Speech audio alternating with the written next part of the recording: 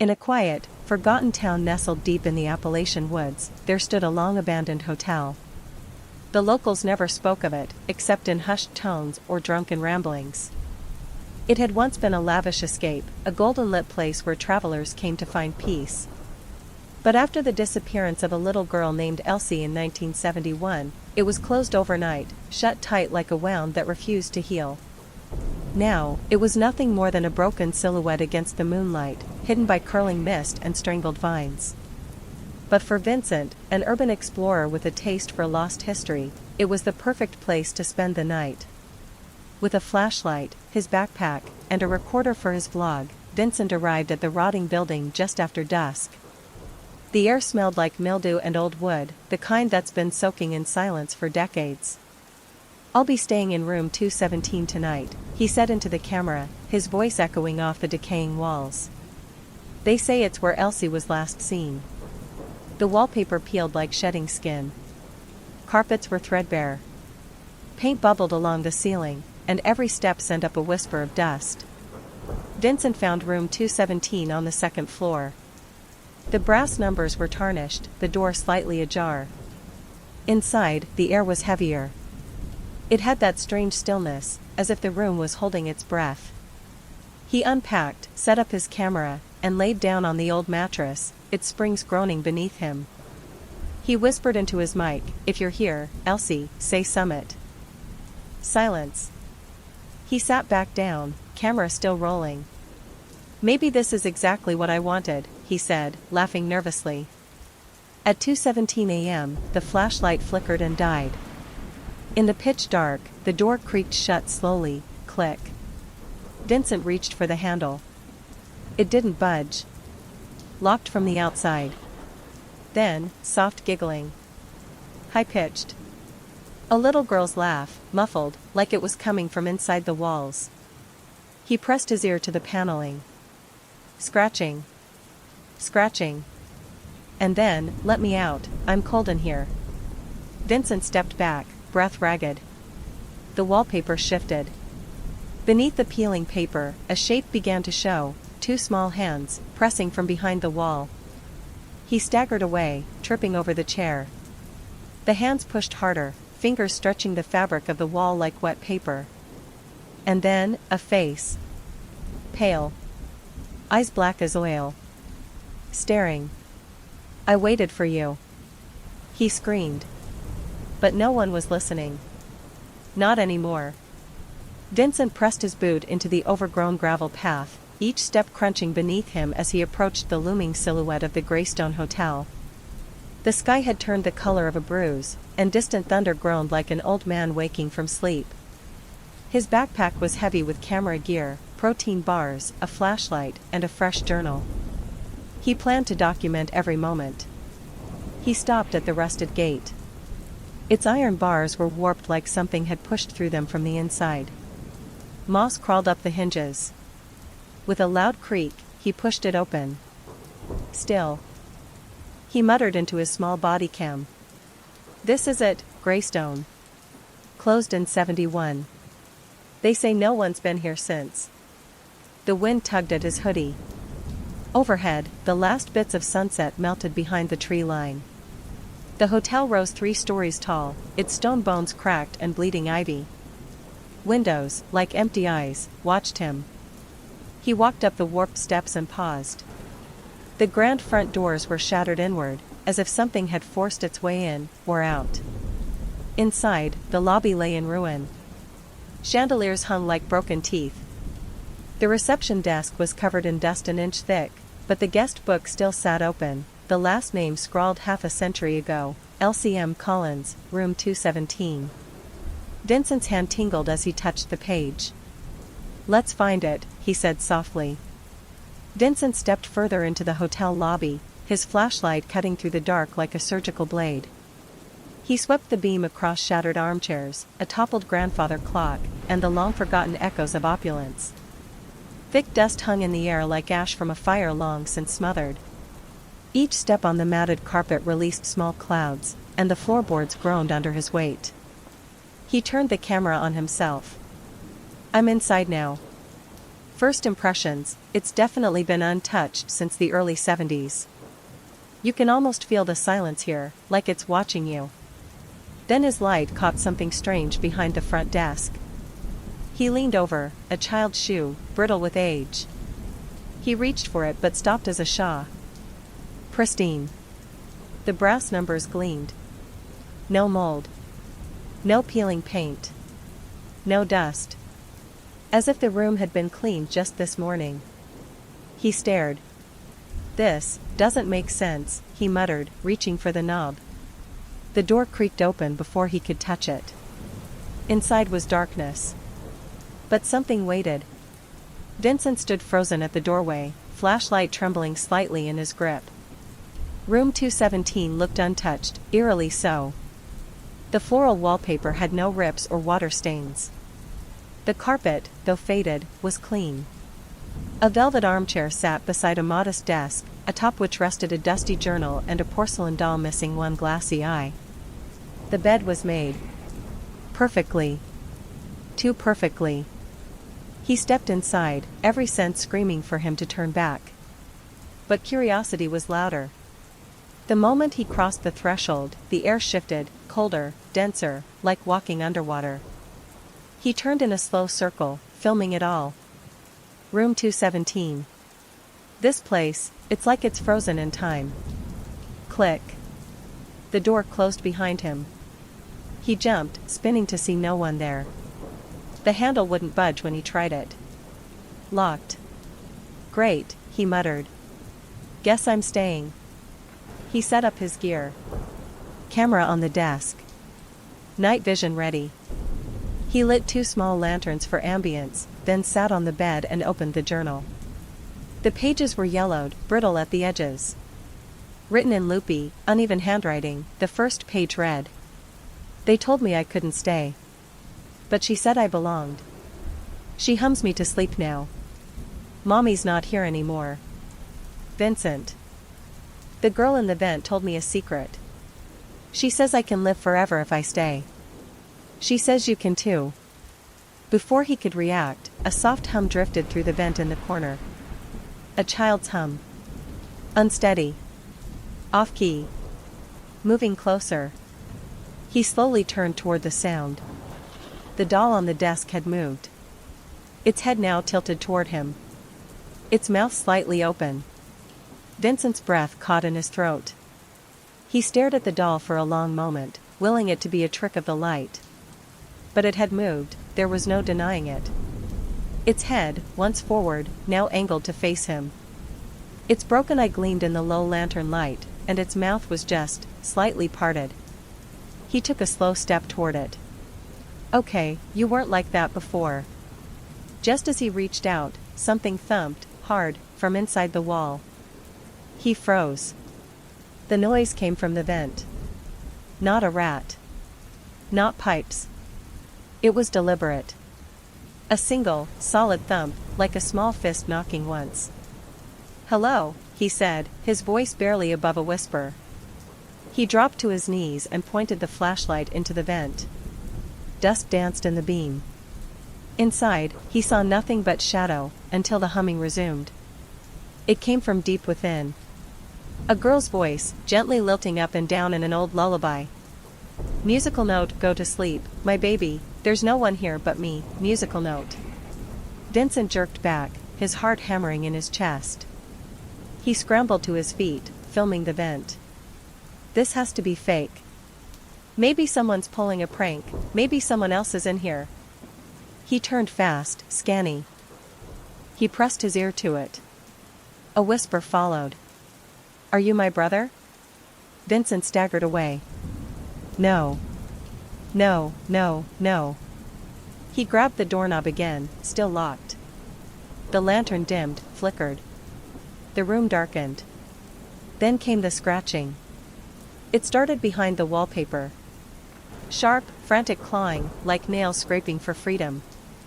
Vincent backed into the corner, camera held tight.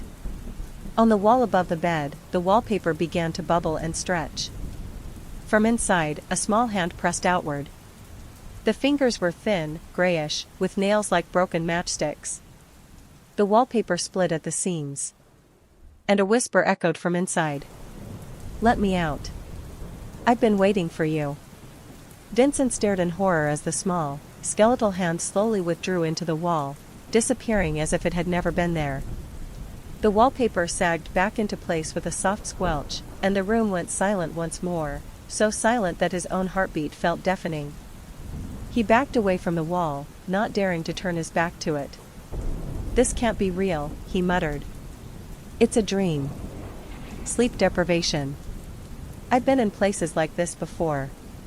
Just mold, bad insulation, maybe carbon monoxide." But as he turned toward the desk to reach for his gear, he stopped cold. The doll was gone. His flashlight beam darted across the room in a panic. It found her sitting upright at the foot of the bed, facing him. She was holding something now. A child's drawing. Vincent stepped closer despite every instinct begging him to run. The drawing was of two stick figures, one smaller, one taller, standing side by side in front of the hotel. Above them, in red crayon, were the words, "Me and my brother." A gust of air blew from the vent behind him, freezing and sour. He turned, just in time to hear the door creak open slowly. Not the room's door. The closet door. He slowly approached it, camera in hand. The narrow wooden door had warped over time, but it now hung open by just a few inches. Darkness spilled out from within. He reached out with the flashlight, pushing the door open further. Inside, it was empty. Or so he thought. At the back of the closet, just above the floor, was a second vent. Smaller. Almost child-sized. Barely noticeable unless you were looking. From within it, something whispered in a sing-song voice. "You can come in too, if you know the rules." Vincent's mouth went dry. "What rules?" he asked aloud, barely able to form the words. There was no answer. But a second drawing slid out from the vent like a tongue. He picked it up. This one showed the same stick figures again, but now, the tall one had no face. Just black scribbles for a head. Written above it, in a trembling child's hand. "Only one of us gets to stay." Vincent sat on the edge of the bed, the second drawing trembling in his hands. His mind raced. Was this a prank? Elaborate hallucination? He was a rational guy, he didn't believe in ghosts. But nothing about room 217 was rational. The closet vent stared at him like a mouth half opened. "Okay," he said to the camera, trying to steady his voice. "Something's happening in this room. The drawings, the voices, if someone's hiding in these vents, I'll find them." But part of him didn't want to know. He crouched beside the closet vent, shining his flashlight into the darkness. The beam barely reached more than a few feet in. Just more dust. A candy wrapper. A single sock. And then... tap. Tap. Tap. Something moved deeper inside. A figure, hunched and small, crept just out of reach. Its skin was pale, almost bluish-white, and its eyes reflected the light like a cat's. It smiled. Vincent gasped and stumbled back. "There's someone in there," he shouted. But when he looked again, nothing. The vent was empty. His light flickered. The lanterns dimmed. And then the voice returned. It was clearer this time. "Closer. You're almost ready. But first you have to find me." Then the closet door slammed shut behind him, locking tight. Vincent lunged for the knob, but it wouldn't move. The air in the room changed again, thick, buzzing. The silence became soundless pressure. His ears popped. Then, music. A child's music box melody began playing from under the bed. He dropped to his knee. It hadn't been there before. He reached under, heart thudding, and pulled it out. The chest was old, metal corners rusted. Elsie Collins was etched in uneven handwriting on the lid. When he opened it, something inside rattled. It wasn't toys. Inside were 3 items, a cracked pair of glasses, a girl's hair ribbon stained dark red, and a third drawing. This one showed only a vent, with a stick figure girl inside. Her arms reached out, and her mouth was a jagged scribble. Above it, the words, "I never left." Vincent's fingers trembled as he held the drawing. The girl inside the vent wasn't just sketched, she was etched into the paper, so hard the back was torn in places. Her eyes were hollow circles, and her teeth were rows of angry slashes. It looked like a child's attempt at art, but there was something deeply wrong about it. Something desperate. He carefully placed the ribbon, glasses, and drawing back into the red chest and closed the lid. It clicked shut, almost like it locked on its own. Then came the breathing again. Closer. Right behind him. Vincent spun, flashlight raised, nothing. Then the sound came again, only this time, not from behind him, but above. He slowly tilted his light upward. The vent in the ceiling was missing its grate. It hung open like a mouth in mid-scream. And inside, something shifted. A soft scraping, flesh against metal. A dragging sound. Then, "Why did you take so long?" Vincent staggered back, slamming into the bedpost. "Who's there?" he yelled. "Elsie?" Silence. The only response was a whisper on the air, barely audible. "Play with me." Something landed with a thud behind him. He turned slowly. The doll was sitting on the floor now. Its legs crossed. Its hands held out like it was waiting for something. On the floor beside it lay another drawing. He picked it up. His hands were slick with sweat. This one showed the hallway outside the room, drawn in stark, black lines. At the end of the hall stood a door with light pouring from the cracks. "Room 306. Written in red crayon. "She's waiting in the other room. But don't knock twice." Vincent backed away from the doll, his voice shaking as he spoke to the camera. "Something wants me to leave room 217, and go to room 306. I don't know what's waiting for me, but I have to see this through. If anyone finds this recording, this isn't a hoax. This isn't a game. Something is alive in this place." He gathered his flashlight and stepped toward the door. To his surprise, it opened easily.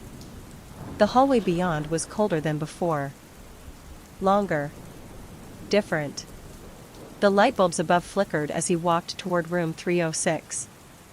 Halfway there, he paused. There were wet footprints on the carpet now. Small. Barefoot. Leading him forward. But no one ahead. And behind him. A faint giggle. Vincent followed the barefoot tracks, each one pressed wet into the faded hallway carpet. His light barely reached more than a few feet ahead. The air felt like it was thickening, as if the hotel itself was breathing, inhale, exhale, pressing in on him from all sides. Every so often, he would glance over his shoulder, but the hallway behind never seemed to end. The darkness swallowed it whole.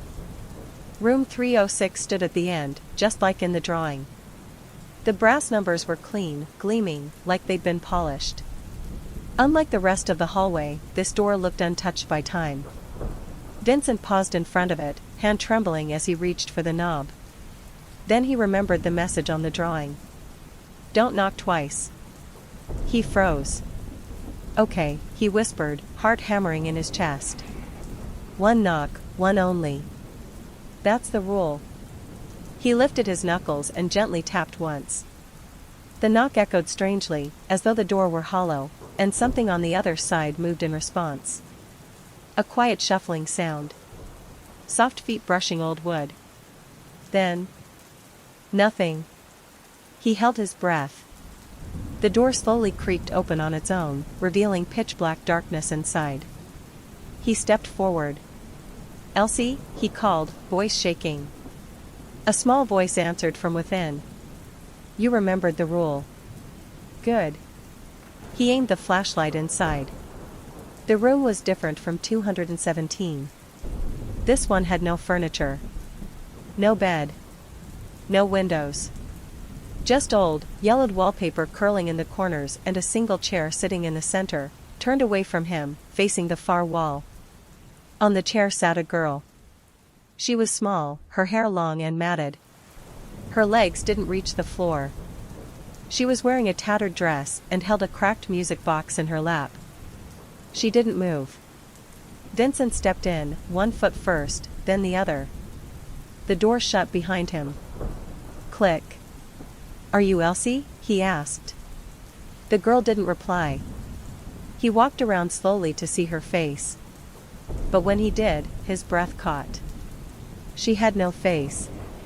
Only smooth, pale skin where her eyes, nose, and mouth should have been. Yet somehow, she spoke.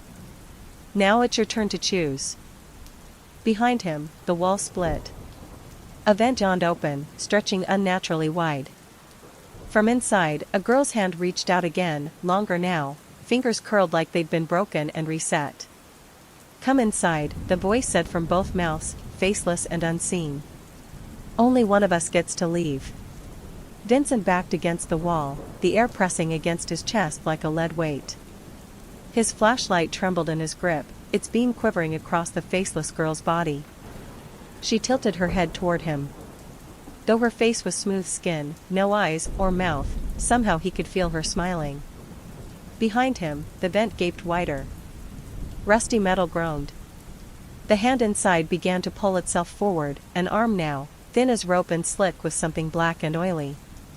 "Only one of us gets to leave." Vincent swallowed. What does that mean?" The faceless girl spoke again, voice echoing from somewhere inside her chest. It sounded distant, like a child trapped in a well. "She chose wrong. I chose right. Now you have to choose." Another figure stirred in the corner of the room. He hadn't noticed it before, small, crumpled, like a shadow curled up on itself. As the light passed over it, it flinched, and the shape became clearer. A second girl. She looked identical to the first, but her face was there. Eyes wide, red-rimmed. Lips trembling. Tear tracks streaked down her dirt-smeared cheeks. She shook her head frantically at Vincent, mouthing one word. "Don't." Vincent turned between them, one girl without a face, calm and smiling. One girl terrified, desperate to speak. And the vent still open, the arm reaching farther into the room. He backed toward the door. Locked. Of course. "Let me out," he yelled, pounding on it. The faceless girl stood up, rising from the chair with a quiet grace. Her body didn't move like a child's, it was too fluid, too practiced. Too old. She extended a hand toward the vent. "Home," she whispered. Vincent turned to the girl in the corner. "Elsie? Are you her? Is it really you?" She nodded, quick, eyes begging. "Then who is?" He looked back. The faceless girl was gone. Vanished. Only the open chair remained. And the vent, now completely black, yawning wider than any vent should physically open. Something slithered within, unseen but massive, its breath fogging the floor like smoke. The girl in the corner reached out toward Vincent. He didn't hesitate. He grabbed her hand. At once, the vent shrieked, a piercing, metal scream. A wave of cold slammed into him like a wall. The door behind them burst open. He didn't look back. He ran. Vincent's heart thundered as he pulled the trembling girl to her feet. Together, they burst through the open door of room 306, the scream of the vent still echoing behind them like the wail of some ancient beast. The hallway stretched endless and twisting, but the footprints, barefoot and wet, marked the way. Vincent's flashlight flickered wildly, threatening to die, but he forced himself to keep moving, dragging the girl close. "Who are you?" he gasped between breaths. The girl's voice was barely a whisper, cracked with fear and exhaustion. "Elsie. I never left. But I was trapped with her." "Who? The faceless one?" She nodded, clutching the cracked music box to her chest. "We had to play her game. She wanted me to stay forever. But she lied." Vincent's mind raced. The hotel's walls were alive, swallowing souls who disobeyed its cruel rules. The vent had been a prison, and a trap. They reached the stairwell. Cold air rushed up from below, as if the building itself was exhaling in anger. Vincent pulled the heavy door open, stepping into the night air for the first time since arriving. Behind them, the hotel's windows gleamed like dark eyes. The red ribbon in Elsie's hair fluttered in the breeze. "We're free," she said, voice fragile. But Vincent knew better. The wind whispered from the shadows. "Come back, the game isn't over." They didn't look back. Not once. But as they disappeared down the gravel path, the faintest giggle followed them into the. That some doors, once opened, never truly close.